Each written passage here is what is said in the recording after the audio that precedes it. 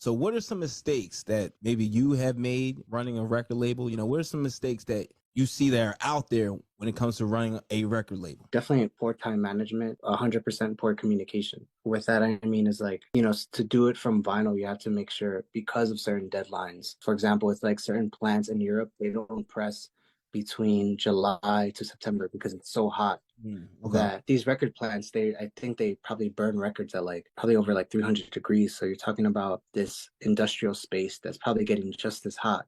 So you're getting these records off the press that are like malleable, so you're not getting straight records. They start to warp. All sorts of things can go wrong. So you have probably about 2 months. And on top of that, you have to make sure you're fitting into their timeline because everybody's trying to, have a hit record for the summertime because summertime is, spring and summertime is festival season. And so you want to make sure you have your promos ready. You want to make sure. And that just comes with just being on top of everybody that you're working with, from the mastering engineer to your art person, to the person who's getting your labels, to the person who's doing your masters and your stampers, and then finally your vinyl. So it's definitely just about, again, like, the time management of like, who do I need to contact at this time, making sure that all your affairs are in order. Because with me, as far as like when it comes to running a label, I don't rush my artists. Some labels, they do rush their artists to fit into certain deadlines. I make sure that I roll my communication if my artist is not ready, because I'll never put out a record if my artist is not 100% on board with it. And that's the other communication piece, is like finding out, especially if your artist is a touring DJ or a touring producer, you want to make sure that at least that they're,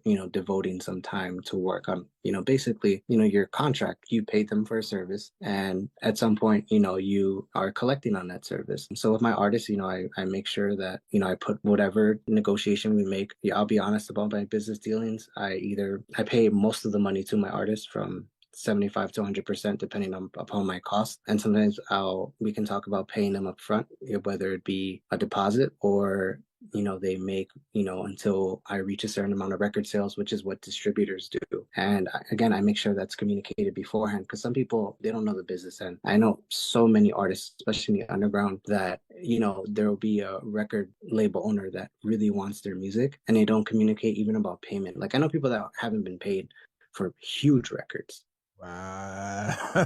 you know, Wow. but If you're enjoying the content you're watching right now and you want to level up and create vibes at all the events you DJ at, well, make sure you subscribe to us right